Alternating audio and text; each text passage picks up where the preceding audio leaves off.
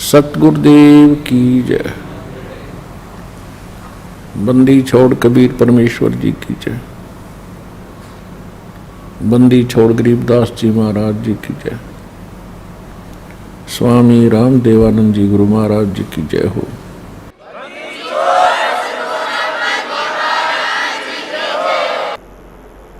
एक बार सिकंदर लोधी राजा जो दिल्ली के बादशाह थे, भारतवर्ष के जो सम्राट थे, उसके अंतर्गत अन्य छोटे राजा लोग आया करते थे। तो काशी का नवाब वीर सिंह बघेल वो काशी के नरेश थे, जो दिल्ली के बादशाह के अंतर्गत आते थे। उनके शासन के वो उनके जो है अंतर्गत थे, छोटे राजा थे। सिकंदर लोधी वहाँ चले गए थे। साथ में एक शेख तकी नाम का उनका धार्मिक गुरु था, जो कि भारतवर्ष के जितने भी मुसलमान भाई थे उन सब का वो मुखिया था, वो मुख्य पीर था, और वही राजा के साथ रहा करता था। राजा उसके संकेत से ही सर्व कार्य किया करता था, क्योंकि धार्मिक लोग होते थे सभी, और वो गुरुओं के ऊपर पूर्ण विश्वास करते थे, अंधविश्वास करते थे। और जो भी शेख तकी अपनी जनता को, अपने अनुयायियों को कह देता था, वो फाइनल होती थी। राजा भी इसलिए राजा भी विवश था उस पीर के को साथ रखकर उसकी हर आज्ञा का पालन करने में। परमात्मा कबीर जी के जो शत्रु हुए थे, वो अज्ञानी गुरु पीर काजी मुल्ला, उन्होंने सिकंदर लोधी के सामने उल्टी सुल्टी झूठी कथाएं सुनाकर परमात्मा कबीर जी की जो है शिकायत की, कंप्लेंट कर दी। क्या क्या बताया कि वो मुसलमान धर्म को गलत बताता है, हमारी कुरान को गलत बताता है, हमारे हजरत मोहम्मद को नबी नहीं मानता है, और वो अपने आप को खुदा कहता है, भगवान कहता है, हमारी बेइज्जती करता है, नाक में दम कर रखा है। वो बदमाश व्यक्ति है, पता नहीं क्या क्या झूठ बोल दी। अब सिकंदर लोधी भगवान से डरने वाला था। उसने सोचा भी ऐसी कोई बात चर्चा चली है, इनके काबू में नहीं आ रहा ना, तो ये गढ़ने दो। उसने देखो, बुद्धिमान लोग होते हैं राजा, और भगवान से डरने वाले भी होते थे। उस सिकंदर लोधी ने विचार किया कि यदि ये छोटा मोटा व्यक्ति होता तो ये इतने जो पीर और काजी ने इसकी साथ वैसे सामत अड़ा देते, कोई न कोई बात अवश्य है। सिकंदर लोधी को भी थोड़ा डर है, भगवान से डरने वाला था। उसने सोचा कि पहले परीक्षा लेता हूँ, यदि वह परीक्षा में सफल हो गया तो फिर मैं पाप का भागी नहीं बनूंगा। इस दृष्टिकोण से सिकंदर लोधी ने कहा कि जाओ उसको बुला कर लाओ, पकड़ के लाओ। 10 सिपाही भेजे शेख तकी ने कि जाओ उस एक बालक, एक व्यक्ति को पकड़ने के लिए 10 सिपाही गए, और साथ में उनके माता पिता को भी पकड़ ले। अब सिकंदर लोधी ने कहा कि तू अपने आप को अल्लाह कहता है, खुदा कहता है, अपने आप को नबी मानता है, अवतार मानता है, तो हमारे हजरत मोहम्मद नबी ने एक गाय को मारकर जीवित किया था। हजरत मोहम्मद जी ने एक गाय को शब्द यानी वचन से मारा था, और वचन से ही जीवित कर दिया था। इतनी उनमें शक्ति थी। गरीबदास साहिब जी ने लिखा है कि मारी गौ शब्द के तीरम, ऐसे होते मोहम्मद पीरम, और शब्द फेर जवाई, गोश्त नहीं खाया, हंसा राख्या गोश्त नहीं खाया भाई। ऐसे पीर मोहम्मद भाई कि तुम नकल तो करते हो हजरत मोहम्मद जी की। गरीबदास साहिब ने कबीर परमेश्वर की महिमा से परिचित होने के बाद बताया, उनके ज्ञान को सुनकर, कि मारी गौ शब्द के तीरम, सब वचन रूपी तीर से, वचन से गाय को मारा था हजरत मोहम्मद जी ने, और शब्द फेर जवाई, वह शब्द से जीवित की थी। और उस महापुरुष ने उसका मांस नहीं खाया, वो गाय को जीवित कर दिया था, उसका जीवन रक्षा की थी। और तुम गाय को मारते हो और खाते हो, उसको कलमा पढ़कर पवित्र मानकर मांस खाते हो। ये तुम्हारी अपनी दंत कथा है। तो इस दृष्टिकोण से सिकंदर लोधी ने कहा कि हमारे हजरत मोहम्मद नबी थे, उन्होंने गाय को जीवित कर दिया था मार के शब्द से, तो आप जीवित करके दिखाओ तब मैं तेरी प्रभुता को मानूंगा। ज्ञापन को वो गाय जो थी गर्भवती थी और 8वां 7वां महीना लगा हुआ था, उसको अभी ब्याने में थोड़ा सा समय था, वह गाय काट दी पेट के बल से, बीच में तलवार मार कर 4 टुकड़े हो गए माँ बेटे के, बच्चा था गर्भ में। तब परमात्मा ने कहा कि कबीर परमेश्वर ने कहा कि परमात्मा की पहचान करने के लिए केवल इतनी ही परीक्षा काफी नहीं है जो तुम सोच रहे हो कि गाय को जीवित कर देने मात्र से प्रभु मान लिया जाता है। तो फिर उन परमात्मा ने वो दोनों माँ व बेटिया गए, एक एक थपकी दी, नुकर कर चुटकी देकर 1 मिनट में वो जीवित कर दिए। और गाय के नीचे वो बच्चे को लगा करके और दूध की बाल्टी भर दी। तब कहा था गौ अपनी अम्मा है, इस पर छुरी मत बहा, कह कबीर इसके घी दूध को ये सब ही आत्म खा। जिस ममड़ी का, जिस माता का दूध पीवत हो और मक्खन दूध मक्खन घरत बहु खाई, और उसको फिर तुम कत्ल करत हो लेकर कर्द कसाई। जिस गऊ को तुम माँ कहते हो, जिसका तुमने दूध पी लिया वो माँ हुई, और उस माँ का फिर तुम कत्ल करते हो, मांस खाते हो लेकर कर्द कसाई। जिस ममड़ी का दूध पीवत हो, जिस मम्मी का माँ का तुम दूध पीवत हो और दही घरत बहु खाई, और उसको फिर तुम कत्ल करो लेकर कर्द कसाई। अब उस टाइम कौन बोला है? सबकी घिघी बंदरी, क्योंकि सामने गाय बच्चा जीवित करके मालिक ने दूध की बाल्टी ठोक रखी और सिकंदर लोधी भी कांपने लग गया। फिर परमात्मा खड़े हुए, हम ये लखला हैं कुतुब गोस और पीर, गरीबदास खालिक दनी हमारा नाम कबीर। मैं वो अल्लाह अकबर हूँ, मैं वो कबीर अल्लाह हूँ जिसको तुम अल्लाह बड़ा कहते हो, मैं वही अल्लाह बड़ा हूँ, मैं वही अल्लाह कबीर हूँ, मैं वही भगवान हूँ, पूर्ण परमात्मा हूँ। फिर उस समय तो सारे सिकंदर लोधी मान गया, चर्चा करण की और गोष्ठी, और उसमें ना नुकर करण का कोई समय नहीं था उसके पास। और परमात्मा इतना सुंदर तेजों में और लंबा शरीर आकाश से मिला हुआ दिखाई दिया। तब सिकंदर लोधी ने चरणों में प्रणाम किया और परमात्मा को पालकी में बैठाकर, साथ में उनके माता पिता को अलग अलग पालकियों में बैठा करके और उनके आदर सत्कार के साथ बैंड बाजे बजा के उनकी झोंपड़ी तक छोड़ कर आए। बोलो सतगुरुदेव की जय। अब उसके पश्चात क्या होता है? अब कहते हैं ना, पावेगा अपना किया रे, भोगेगा अपना किया रे। जैसे कर्म करेगा वो फल तो तुझे मिलेगा ही मिलेगा। कब तक मिलेगा? जब तक आप पूर्ण परमात्मा कबीर परमेश्वर की शरण में नहीं आते। जैसा भी आपने सुना था कि मासा घटे ना तिल बधे, विदना लिखे जो लेख, और सच्चा सतगुर मेट कर ऊपर मारा मेघ। तो सिकंदर लोधी प्रभावित बहुत हुआ, लेकिन ये नकली गुरु, नकली पीर, ये डुप्लीकेट महर्षि, ये हमेशा इस जनता के शत्रु रहे हैं। और ये भोली जनता इन पर बहुत विश्वास किया करती रही है कि ये जो कह रहे हैं सही है।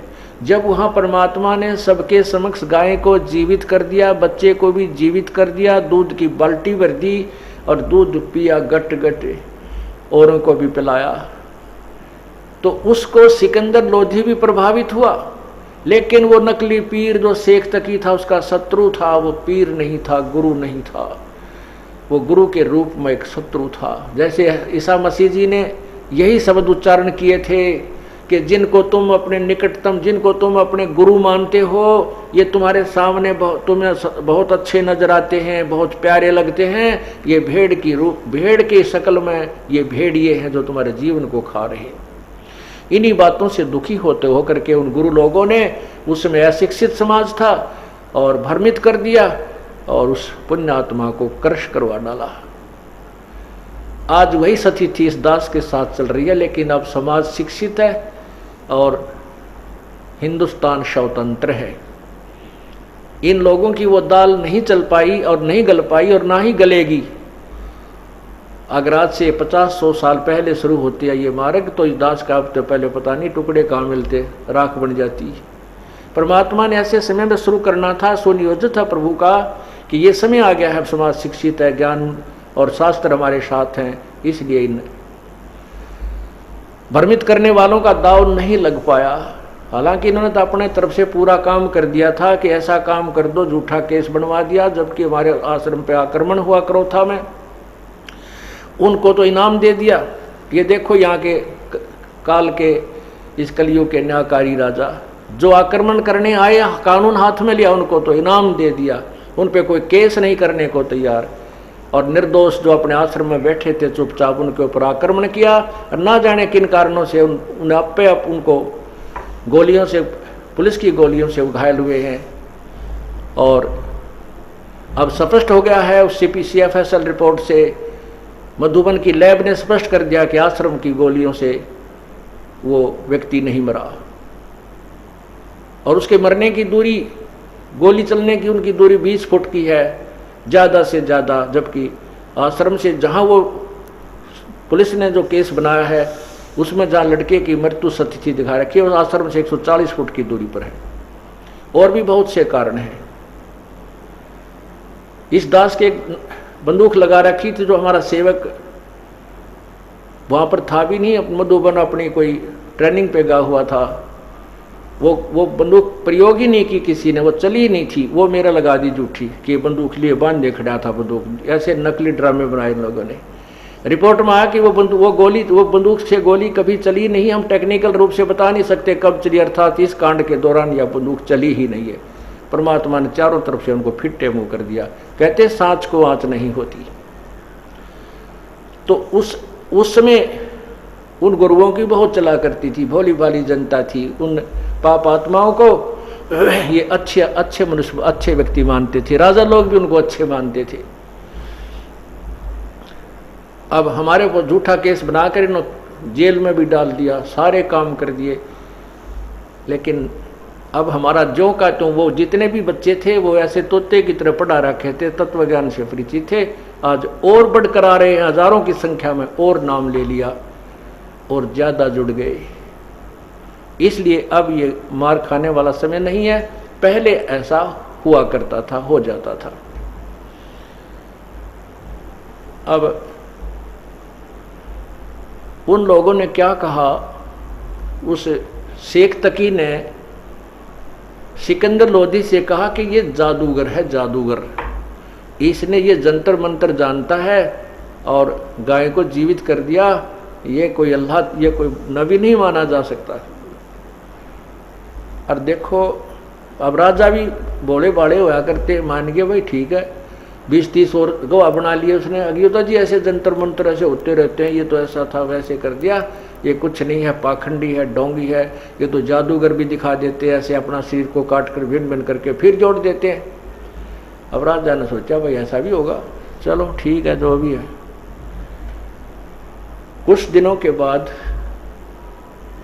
कुछ वर्षों के उपरांत सिकंदर लोधी के किए हुए कर्म, प्रारब्ध का जो कर्म था, जो पाप कर्म था, उदय हो गया। उस पाप कर्म के उदय होने से सिकंदर लोधी को एक जलन का रोग हो गया।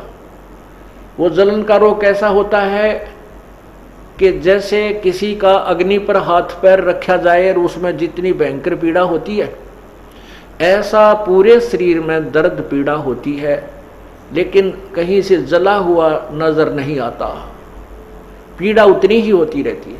सिकंदर लोधी को बहुत भयंकर पीड़ा होने लगी, जलन का रोग कहा गया।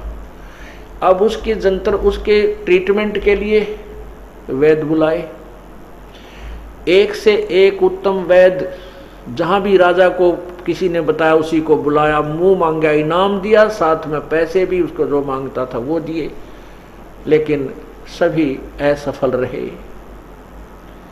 फिर आध्यात्मिक तरीका अपनाया, अपने पीर शेख तकी से भी जंतर मंतर करवाए, और भी किसी ने कहीं कोई सिद्ध, कोई तावीज बांधने वाला, कोई ये तांत्रिक विद्या जानने वाला, सभी बुला डाले, सबसे अपना आध्यात्मिक उपचार भी करवाया, लेकिन सभी व्यर्थ रहे। अंत में ये ज्योतिषी और ये जो बड़े बड़े सिद्ध लोग थे उनके पास ले जा, उनको बुलाया गया। उन्होंने बताया कि श्री राजा, ये आपके प्रारब्ध में लिखा हुआ है, आपके प्रारब्ध में लिखा हुआ कष्ट है, इसको किसी भी उपचार से, किसी भी आध्यात्मिक क्रिया से, किसी भी नाम जाप से नहीं समाप्त किया जा सकता। ये 3 ताप के अंतर्गत आता है। उस समय सिकंदर लोधी की स्थिति हो गई थी कि अब तो ये मृत्यु के साथ ही तेरी पीड़ा समाप्त होगी, ये मान चुका था।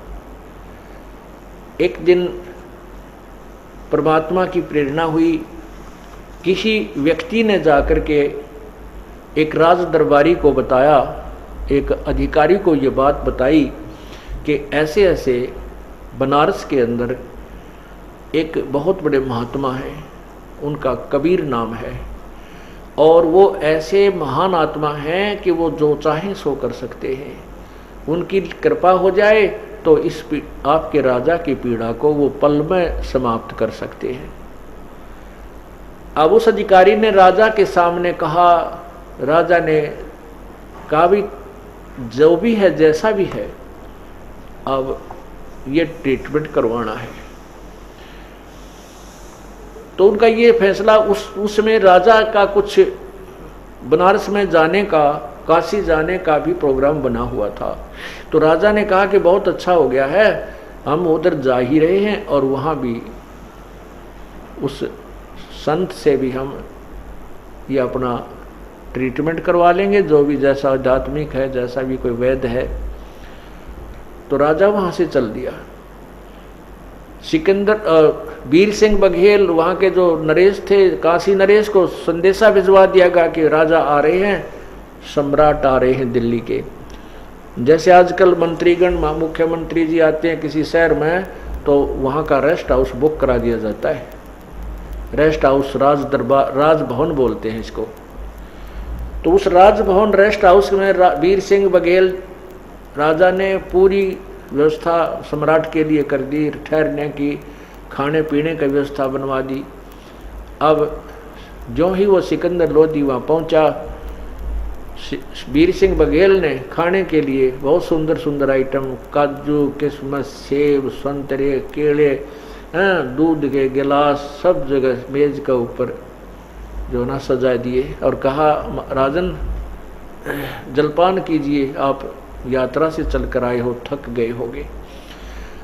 तब भी सिकंदर लोधी ने कहा कि वीर सिंह, मैं धन्यवाद करता हूँ आपकी मेहमानी का, आपकी मेज़बानी का, आपके आदर सत्कार का मैं धन्यवाद करता हूँ, लेकिन मैं खा कुछ नहीं सकता, मुझसे कुछ नहीं खाया जा सकता, मैं तो अंतिम श्वास गिन रहा हूँ। देखो मेरा शरीर कितना पतला दुबला बढ़ गया है। तब उसने पूछा, क्या बात है राजन? बादशाह ने बताया कि मेरे एक बहुत भयंकर पीड़ा है और इसका कहीं पर भी कोई ट्रीटमेंट नहीं हो पा रहा, ना कोई आध्यात्मिक, ना कोई वैदिक तरीके से कोई भी नहीं कर पा रहे हैं, आयुर्वेद से भी नहीं हो रहा है, किसी प्रकार से नहीं। तो सिकंदर लोधी ने कहा कि वीर सिंह, आप जानते होंगे यहाँ कोई कबीर नाम का संत रहता है। अब राजा की इतनी बुद्धि कमजोर होती है, उसको तो जब वो मिले थे उनको, उस समय वो बात भी याद ना रही, कोई गाय जीवित करी थी, कौन था, इतना समय नहीं, वो घबरा गया, उनको फटाफट वहाँ से भेज दिया आदर सत्कार के साथ कि तो सिद्ध पुरुष है, कहीं तुझे गड़बड़ ना कर दे, शराब स्वरूप ना दे दे। और बाद में वो शेख तकीनवा माटी ऊपर का सुहागा मार दिया उसके ऊपर और पट्टी पोंछ दी। अक वो तो जंतर मंत्र करने वाला जादूगर था, फिर जादूगर ने याद कौन रखे। तब उसने सिकंदर लोधी ने जब ये बात कही कि आपके यहाँ कोई कबीर नामक कोई संत है, आप जानते होगे, अगर वो उसको कृपया बुला कर लाओ। अब शेख सिकंदर तो वीर सिंह बघेला परमात्मा से परिचित था, उनका शिष्य हो चुका था, कबीर परमेश्वर की शक्ति से परिचित होकर के। जो काशी नरेश था वीर सिंह बघेल, वो कबीर जी का शिष्य था और परमात्मा की शक्ति से पूर्ण परिचित था कि ये पूर्ण परमात्माएं हैं और सारी सृष्टि के मालिक हैं, लोग इन्हें पहचानने में गलती कर रहे हैं। तो शेख सिकंदर लोधी ने जब ये कहा कि कोई कबीर नाम का यहाँ संत बताया है, उसको भी दिखा लेते हैं। वीर सिंह की आंखों में पानी भराया और कहा कि राजन, अब आप ठीक ठिकाने आ गए हो, अब आपका रोग नहीं रहेगा। इस बात को सुनकर सिकंदर ने कहा कि आप शीघ्र बुलाओ उसको। तब वीर सिंह जी ने कहा कि हे राजन, जो आज्ञा आपकी वही होगा।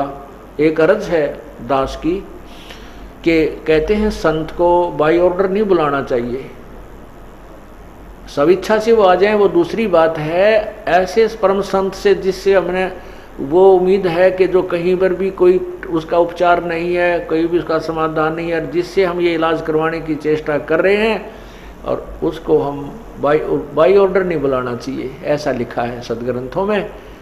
और संत के पास स्वयं जा कर के विनम्र भाव से प्रार्थना करनी चाहिए, तब वो प्रसन्न होकर के अपनी कृपा बख्शेंगे तो राहत मिलेगी। यदि हम उनको बाई ऑर्डर बुला भी लेंगे और उन्होंने आकर के हमारे ऊपर रजा नहीं बख्शी, वो महसूस कर लेंगे कि इन्होंने मुझे जानबूझ के बुलाया, तंग करने के लिए बुलाया, अपनी शक्ति के द्वारा मुझे बुलाया है। और यदि उन्होंने रजा नहीं की, उन्होंने मेहर नहीं की, उनके आने से कोई लाभ नहीं होगा। अब सिकंदर लोधी कहते मरता क्या नहीं करता। अब वो भी समझ गया, धार्मिक व्यक्ति था, कहने लगा भाई कोई बात नहीं, इतनी दूर आगे 800 किलोमीटर दिल्ली तय और 2 किलोमीटर और चलेंगे, और मत बुलाना, मैं खुद और पैदल चलूँगा। अब वीर सिंह जी को कबीर परमेश्वर जी की दिनचर्या का खूब ज्ञान था। उनको पता था कि ये शाम का समय है, इस समय कबीर परमेश्वर अपनी झोंपड़ी पर ना मिलके स्वामी रामानंद जी के आश्रम में जाते हैं, वहाँ संध्या आरती करते हैं, संध्या आरती के उपरांत वो वापस आते हैं। तो वीर सिंह बघेल जो है राजा सिकंदर लोधी को साथ लेकर सैकड़ों सैनिक, साथ बॉडीगार्ड, और रामानंद जी के आश्रम के सामने पहुंच गए। वहाँ द्वारपाल जैसे गेट कीपर गेट पर खड़ा था, द्वार पर एक सेवक खड़ा था।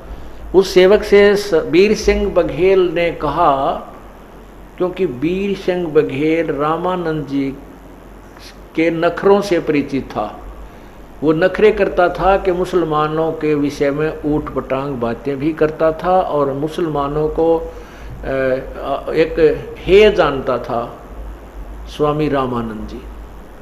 और वो कबीर परमेश्वर जी के वैसे तो शिष्य हो चुके थे, लेकिन परमात्मा की आज्ञा से उनको कहा गया था कि आप मेरे गुरु बने रहना संसारिक दृष्टि में, नहीं तो आने वाले समय में ये नकली लोग जो हैं संत ये कहा करेंगे कबीर जी ने कौन सा गुरु बनाया था, और काल का दाव लग जाएगा। इस दृष्टिकोण से रामानंद जी वैसे सामाजिक तौर पर ते गुरु थे और आंतरिक मामले में वह शिष्य थे कबीर परमात्मा के। फिर भी हम यहाँ सांसारिक जो व्यवस्था है उसको लेकर चलेंगे। तो वीर सिंह बघेल भी वहाँ जाते थे। वीर सिंह बघेल को पहरेदार यानी परमात्मा और रामानंद जी के जो ऋषि शिष्य थे वो जानते थे, पहचानते थे, और वीर सिंह भी ये जानता था कि सिकंदर लोधी मुसलमान है, जब मैं इसको सीधा भीतर ले गया तो रामानंद जी मेरे से नाराज हो जाएंगे और मुझे कोई शराप ना दे दे, को वचन ना कह दें। इस दृष्टिकोण से अपना पीछा छुटवाने के लिए उसने पहले ही आज्ञा मांग ली कि स्वामी रामानंद जी से हमारी प्रार्थना करना। वीर सिंह ने उस गेट पर खड़े सेवक से कहा कि स्वामी रामानंद जी से प्रार्थना करना कि सिकंदर लोधी दिल्ली के बादशाह आपका दर्शन करना चाहते हैं और कबीर जी से मिलना चाहते हैं। जब तक वो उस पहरेदार से ये पूछा था सेवक से कि कबीर जी हैं क्या उपस्थित आश्रम में, तो सेवक ने कहा था कि कबीर जी अभी आए नहीं हैं। कितनी देर में आएंगे, वीर सिंह ने पूछा। सेवक ने कहा कि उनकी मौज है, समय तो हो गया आने का, आए तो अब 10 मिनट में आ जाए, नहीं तो घंटा आध घंटे में तो आएंगे ही आएंगे, अवश्य आते हैं।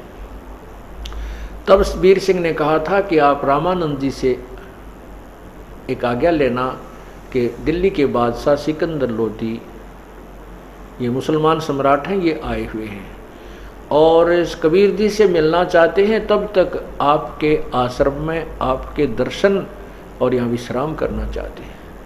अब सेवक अंदर गया। सेवक ने जाकर स्वामी जी से कहा कि ऐसे ऐसे वीर सिंह बघेल के साथ दिल्ली के बादशाह मुसलमान सम्राट सिकंदर लोधी आए हैं, वो कबीर जी से मिलना चाहते हैं और तब तक आपके यहाँ आश्रम में अंदर आना चाहते हैं, आपके दर्शन करना चाहते हैं। अब रामानंद जी मुसलमानों से बहुत चिढ़ते थे। वैसे तो वो पहले जाति पाति में भी बहुत ज़्यादा विश्वास रखते थे, लेकिन परमात्मा ने एक ऐसी लीला की थी उनके साथ, वो जाति पाति यानी हिंदू धर्म में जो भी जाति पाति थी उसको नहीं मानते थे, लेकिन मुसलमानों को फिर भी वो हे समझते थे। अब एक परमात्मा, पूर्ण परमात्मा कबीर जी ने एक शिकार में, एक तीर में कई शिकार करने थे। रामानंद जी का भी भ्रम तोड़ना था और सिकंदर लोधी का भी वह आकड़ काटनी थी। अब सिकंदर लोधी के विषय में रामानंद जी ने सुना। रामानंद जी कोपित होकर, क्रोधित होकर बोले कि उस कह दिए मुसलमान के लिए इस आश्रम में स्थान नहीं है और बाहर इंतजार करे। इस आवाज को, जो कड़ाके की आवाज रामानंद जी ने कई बार सिकंदर लोधी भी सुन रहा था, कहीं साथ में ही उनका आसन था। कहते उनको उनके लिए कोई स्थान नहीं है इस आश्रम, मुसलमानों के लिए बाहर इंतजार करे। ऐसे ऐसे एक दो अपशब्द भी बोले। अब सेवक ने आकर कहा कि स्वामी जी ने मना कर दिया है और कहा कि मुसलमानों के लिए इस आश्रम में कोई स्थान नहीं है, चाहे राजा हो चाहे महाराजा हो। अब सिकंदर लोधी पहले तो दुखी था अपने दुख तय, और बीमार आदमी में चिड़चिड़ापन ज़्यादा होता है तो और गुस्सा उसका तो 100 पर पारा गया। एकदम क्रोधित हो गया और तलवार निकाल ली अपने कमान तय, उसने म्यान तय, और मन में ये विचार किया एक महाराजा को, एक दिल्ली के सम्राट को ये ऐसा व्यवहार करता है इसके सम्राट के साथ, तो आम मुसलमानों के साथ इसका क्या व्यवहार रहता होगा। ऐसे पाप आत्मा को खत्म कर देना चाहिए। इब राजा ने कौन कलम पकड़ा, उसकी कौन हाथ पकड़े, निकाल कर तलवार चल पड़े आगे। वो तो मर्यादा थी, शेष ने हाथ जोड़े, वही नहीं जाना है, और उसको ऐसे फेंक दिया। शेष एक तरफ पड़ गया जाके। अब वहाँ कौन से तो वाले खड़े थे, राजा का मुकाबला कर ले। राजा पहुँच गया और वो रामानंद जी अपने आसन पर बैठे थे। ऐसे जाते ही उन्होंने गर्दन काट दी तलवार से स्वामी रामानंद जी की। धड़ कहीं गिरा और शीश कहीं पड़ा और रक्त बहकर चल पड़ा। उसके ऊपर कपड़ा डाल दिया गया, शव पर अलग और गर्दन पर अलग, और सभी के सभी सेवक थे वो बेचारे तितर बितर हो गए, छुप गए, डर गए, इधर उधर कांप रहे हैं, कहीं हमारा भी नंबर ना आ जाए।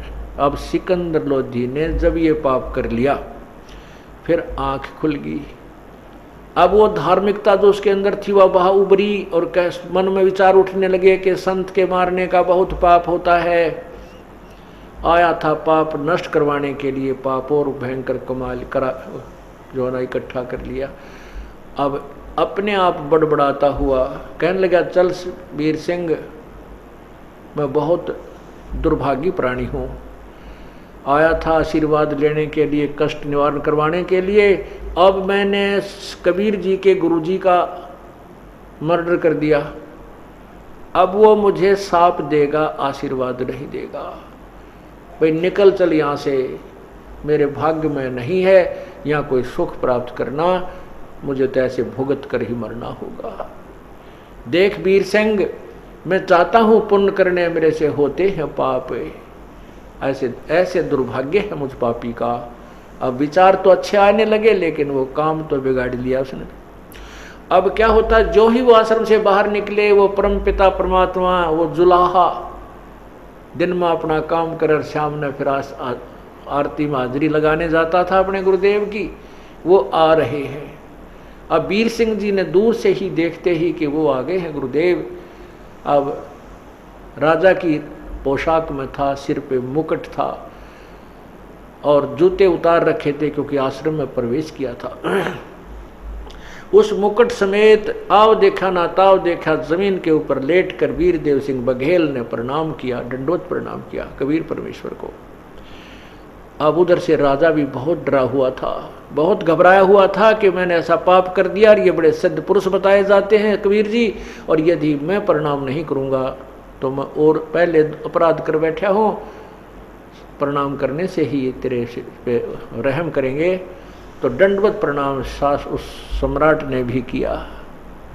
अब पुण्यात्माओं, यही वो कहानी है, परमात्मा कैसे खेल खेलते हैं। पुण्यात्मा कहते हैं, आदिनी के पासे है वो पूर्ण ब्रह्म दयाल, हे मान बढ़ाई मारियो हो बेअदबी सिर काल। यदि ये सारी लीला ना होती, अगर यदि सिकंदर लोधी ने रामानंद जी की हत्या ना की होती तो वो प्रणाम नहीं करता, दंडवत प्रणाम नहीं करता परमात्मा को, क्योंकि वो राजा था, न उसने उपदेश ले रखा था। और फिर मुसलमान और हिंदू को हम बहुत ही अंतर मानते थे। ये भी था कि मुसलमान हिंदू पीर के सामने प्रणाम करना, इस तरह की कई अड़चने हो जाती, और वो होती तो परमात्मा उनको शुभ आशीर्वाद नहीं देते। सिकंदर लोधी सिकंदर लोधी का वो 3 ताप नष्ट नहीं होता। एक तीर से कै शिकार किए परमात्मा ने, कितने शिकार किए। अब सिकंदर लोधी घबरा गया, डर गया, उसने दंडवत प्रणाम किया। अब दंडवत प्रणाम करने से परमात्मा ने जो रजा बख्शनी थी वो नियम पूरे हो गए सारे, और आशीर्वाद दिया, दोनों के सिर पे हाथ रखा, कहा उठो। ये 2 नरेश इस कैसे आज दास के पास आना हुआ, 2 नरेश राजाओं का। अब जो ही परमात्मा कबीर जी ने सिकंदर लोधी के सिर पर हाथ रखा, उठाया भी नहीं था, इतने में वो पूर्ण रूप से स्वस्थ हो गया। जो उसको भयंकर पीड़ा थी वो नहीं रही। बोलो सतगुरुदेव की। बंदी छोड़ कबीर परमेश्वर जी की जय। अब शेख तक सिकंदर लोधी वही घुटनों के बल बैठकर ऐसे करबद्ध होकर कहने लगा, है परमात्मा। परमेश्वर ने कहा कि कैसे आना हुआ, कि जिस कार्य के लिए हम आए थे वो तो आपने सिद्ध कर दिया प्रभु। मैं एक भयंकर पीड़ा से पीड़ित था, जो कहीं भी किसी का उपचार नहीं हो पा रहा था, कोई समाधान नहीं हो रहा था। हे प्रभु, आपके, हे अल्लाह, आपके हाथ छूने मात्र से मैं स्वस्थ हो गया हूँ। आंखों में आंसू ऐसे बहने लगे जो खुशी में बहा करते हैं। और फिर चरण पकड़ लिए, छोड़े नहीं, चरणों में शीश रख कर रोने लगा बुरी तरह फूट फूट कर। तब कबीर जी ने, परमेश्वर ने कहा, क्या बात है बादशाह, बात बताओ। सिकंदर लोधी ने कहा कि मैं पापी आत्मा हूँ, मुझे क्षमा कर दो प्रभु, मुझे क्षमा कर दो प्रभु, मुझे क्षमा कर दो। अल्लाह, अल्लाह की जात है तू, मुझे माफ़ कर दो। परमात्मा ने कहा, मैंने माफ़ कर दिया, बात बता के। हक नहीं, मैंने ऐसा अपराध कर दिया, मुझे माफ़ नहीं कर सकते। प्रभु ने कहा हमने जो कह दिया सो कह दिया, आप बात बताओ क्या है। तब उन्होंने सारी कहानी बताई। सिकंदर लोधी ने वहीं चरण पकड़े पकड़े कहा, प्रभु मैं एक बहुत पीड़ा से पीड़ित था, भयंकर रोग था मुझे, सब जगह ट्रीटमेंट करा लिया, मुल्लाओं से, काजियों से, हिंदू पीरों से, हिंदू गुरुओं से, हिंदू ऋषि महर्षियों से, तांत्रिकों से, फिर वैद्यों से, मुझे कोई राहत नहीं मिली। सब ने कहा था कि तेरे प्रारब्ध का रोग है, ये तेरे 3 ताप के अंतर्गत तुझे पीड़ा है, आजीवन ये कष्ट बना रहेगा। हे प्रभु आपकी कृपा से वो नहीं रहा मेरा। अब मैंने एक और जुल्म कर दिया, मैं अब इस रोग से पीड़ित था, मेरा चिड़चिड़ा स्वभाव हो गया था। और ऐसे ऐसे हमने स्वामी रामानंद जी से आश्रम में प्रवेश करने की आज्ञा मांगी थी, उन्होंने मुझे अपशब्द कह दिए कि मैं मुसलमानों को देख कर दर्शन भी नहीं करना चाहता, ये मलेच्छ होते हैं, इनको आश्रम आने की अनुमति नहीं दी जा सकती, ये नहीं आएंगे। तो मुझे गुस्सा आ गया और उस क्रोधवश मैंने आपके पूज्य गुरुदेव की हत्या कर दी। हे प्रभु मैं इतना पापी हूँ, पुण्य की तरफ चलता हूँ तो मुझे पाप ही मिलते हैं। अब जैसे आप उचित समझो, चाहे इस दास को श्राप दो और चाहे बख्श दो। जब परमात्मा ने कहा भाई हम तो आम के पेड़ हैं, आम के पेड़ का कांटे नहीं होते, आम मिलेंगे क्या छाया मिलेगी, और फिर सूखे पास लकड़ी मिलेगी। हम बबूल नहीं हैं, हम वो सिद्ध पुरुष नहीं हैं जो छोटी सी बात पर के शराब दे देते थे तेरा नाश होगा। जैसे 72 सोनी 100 करी चुनकर शीसर एक, दे धारे जोरा फिर ये सभी काल के बेख।